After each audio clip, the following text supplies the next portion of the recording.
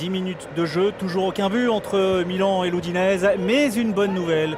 Sur les 10 derniers Milan-Udinese, sur les 10 dernières confrontations, 47 buts ont été inscrits. Ça veut dire qu'on est à presque 5 buts de moyenne par match. Tout le monde a bien pensé ça défensivement et il l'a travaillé tout au long de la semaine, même s'il ne pensait pas que ça allait être lui qui allait jouer. Et Robinho réussit à prendre une frappe, mais elle n'est pas cadrée, cette frappe du Brésilien. Et faute technique de la part d'Alan qui permet à Milan de récupérer. Et là, encore ils sont 3 contre 3. 3.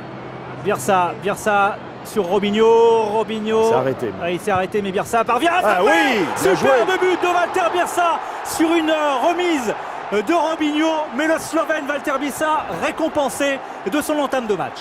Complètement dans ce rôle-là, il est merveilleux depuis le début de la rencontre. Alors, il élimine encore et il donne à Robinho qui, je dis, s'est arrêté. Ça veut dire que c'est plus possible pour lui. Marco Amelia, qui est habituellement le deuxième gardien, qui a plus de 30 ans, 31 ans. Et Abbiati, lui, plus de 35. Et la frappe de Gabriel Silva, elle était tendue, elle n'était pas cadrée, mais elle était dangereuse pour Gabriel dans les buts. Vous êtes le Milan, c'est pas la même chose que l'Udinese. Alors que Pereira est repris par Kevin Constant, ça revient dans les pieds d'Di Natale, la frappe, l'enchaînement de Di Natale. Voilà, le premier ballon exploitable par le capitaine Boudin. Il a un ballon au 16,50 m, mais il a réussi à frapper et il a réussi aussi à cadrer. Et lui, bien sûr, il a plein de chance qu'il enchaîne direct. Et c'est touché par Gabriel avec la transversale.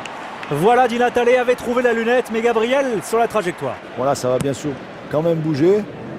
Et là va s'impose physiquement, ballon qui revient sur Poli. Il est intéressant, Poli. Voilà. Il est de nouveau dans la surface. Poli, cette fois-ci, va frapper. Et ben voilà. Et Kelava qui s'interpose. Mais enfin, il a tiré les enseignements de son action précédente.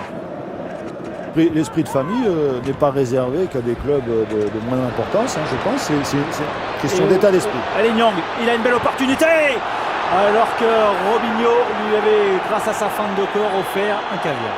C'est fini. Victoire de Milan 1-0 grâce à un but de Walter Bielsa à la 22e minute. C'était pas un grand Milan, mais c'était une victoire essentielle et une victoire qui permet pour l'instant aux partenaires de Kaka revenus sur la pelouse de remonter provisoirement dans la première partie de tableau.